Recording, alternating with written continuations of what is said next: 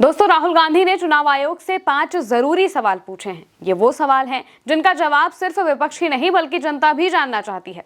7 अगस्त को जब से राहुल गांधी ने अपना एटम बम फोड़ा है, जिसमें उन्होंने चुनाव आयोग पर धांधली के आरोप लगाए हैं, बीजेपी के साथ मिली भगत करके वोट चोरी के आरोप लगाए हैं, इसके बाद से ही वो लगातार चुनाव आयोग पर हमलावर है और इस वजह से चुनाव आयोग घिरता हुआ भी दिखाई दे रहा है। इस बीच उन्होंने 5 सवाल भी पूछ लिए।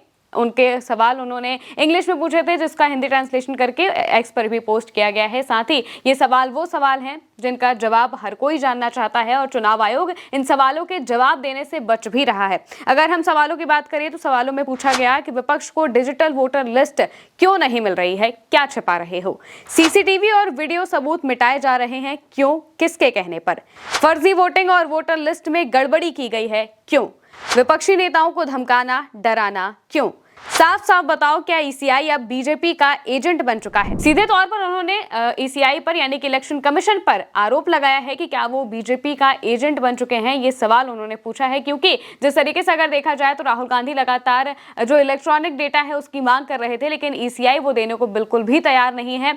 इसके अलावा जो सीसीटीवी फुटेजेस की उन्होंने मांग की, वो चाहते थे कि वो अपने तरीके से चीजों को ऑडिट कर सके और देख सके कि वोटिंग में धांधली हो रही है या फिर नहीं हो रही है, लेकिन चुनाव आयोग फिजिकल डेटा के अलावा कोई और डेटा देने को तैयार नहीं था। इस वजह से ही उन्हें एक विधानसभा में जो धांधली है उसके बारे में रिसर्च करने में करीब 6 महीने का वक्त लग गया। 300 से ज्यादा जो कागज हैं वो खंगाले गए और इसके बाद पूरी की पूरी रिपोर्ट तैयार की गई और 1 घंटे 22 मिनट तक अपनी प्रेजेंटेशन में राहुल गांधी ने वोट चोरी का जिक्र किया और बताया कि किस तरीके से चोरियां हो रही हैं। इसके बाद ही जब चुनाव आयोग का भी बयान सामने आता है, चुनाव आयोग उल्टा राहुल गांधी से कहता है कि अगर आपको अपनी बातों पर विश्वास है तो आप ये बातें हलफनामे पर लिख के दीजिए, हम अपनी तरफ से कार्रवाई करेंगे वगैरह वगैरह। उन्होंने कई सारी बातें बोली, लेकिन दूसरी तरफ जो सवाल राहुल गांधी पूछ रहे हैं उसका जवाब चुनाव आयोग नहीं दे रहा है। ना ही वो राहुल गांधी को सीधे तौर पर गलत ठहरा रहे हैं। वो ये भी नहीं कह रहे हैं कि राहुल गांधी पूरी तरीके से गलत है, हालांकि वो अपनी बातों को खारिज कर रहे हैं, कह रहे हैं कि ऐसा कुछ भी नहीं है, ये झूठे आरोप लगाए जा रहे हैं। बाकी बातें उन्होंने करने की कोशिश की। इसके अलावा चुनाव आयोग ने क्या कहा है वो भी हम आपको बता देते हैं। दरअसल जैसे ही राहुल गांधी की तरफ से ये सवाल दागे गए तो इसके बाद चुनाव आयोग ने कहा कि ये सारी बातें बेबुनियाद हैं और पुरानी कहानियों की पटकथा जैसी है। उन्होंने कहा कि कानून मतदाता सूची पर आपत्ति दर्ज करने और अपील करने दोनों के लिए एक विशिष्ट प्रक्रिया प्रदान करता है। इस कानूनी प्रक्रियाओं का पालन करने के बजाय उन्होंने मीडिया में निराधार दावे करके इस मुद्दे को सनसनीखेज बनाने की कोशिश की। ये एक स्थापित सिद्धांत है कि अगर कानून किसी कार्य को एक विशेष तरीके से करने को निर्देश देता है तो उसे उसी तरीके से करना चाहिए, ना कि किसी और तरीके से। इसलिए अगर राहुल गांधी अपने विश्लेषण पर विश्वास करते हैं और निर्वाचन आयोग यानी कि ईसीआई के खिलाफ लगाए गए आरोपों को सही मानते हैं तो उन्हें कानून का सम्मान करते हुए घोषणा पत्र पर हस्ताक्षर करना चाहिए और फिर राष्ट्र से क्षमा मांगनी चाहिए कि उन्होंने निर्वाचन आयोग के खिलाफ निरर्थक आरोप लगाए हैं।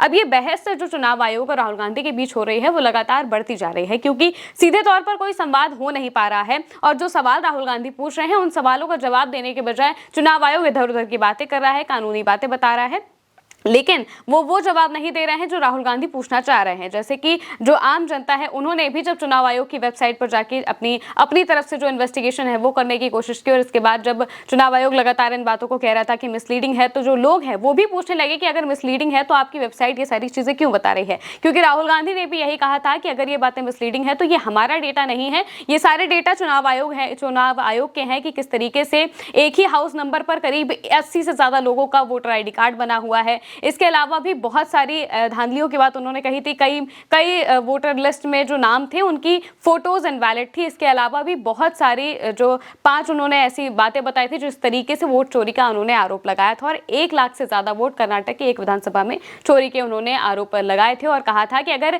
20 से 25 सीटें लोकसभा चुनाव में नरेंद्र मोदी की कम आती तो वो पूरी तरीके से प्रधानमंत्री नहीं बन सकते थे और उनकी जो आज है वो प्रधानमंत्री ना होते, इंडिया अलायंस की पूरी सरकार होती और वो उस तरीके से देश को चला रहे होते। लेकिन उन्होंने सीधे तौर से कहा कि जिस तरीके से एक सीट पर धांधली हुई है उसी तरीके से अलग अलग सीटों पर भी धांधली जरूर हुई होगी, जिस वजह से नरेंद्र मोदी आज प्रधानमंत्री हैं और इस वजह से वो लगातार चुनाव आयोग पर आरोप लगा रहे हैं, वोट चोरी का आरोप लगा रहे हैं और सीधे तौर पर चुनाव आयोग को बीजेपी का एजेंट भी कह रहे हैं और कह रहे हैं कि चुनाव आयोग और बीजेपी पूरी तरीके से मिलीभगत करके अब देश में चुनाव कर रही है, जिस वजह से जो बीजेपी है सिर्फ और सिर्फ उसका फायदा हो रहा है, क्योंकि बिहार में एसआईआर भी ऐसे वक्त पर लाया गया जब चुनाव होने वाले थे। इसके अलावा पश्चिम बंगाल में चुनाव आने वाला है, इसलिए वहां पर भी एसआईआर की प्रक्रिया शुरू हो चुकी है। इस वजह से भी बहुत सारे जो शक हैं वो चुनाव आयोग की तरफ जा रहे हैं और चुनाव आयोग इन सवालों से बचने की कोशिश कर रहा है। लेकिन राहुल गांधी लगातार अपने दावे के साथ, अपने खुलासे के साथ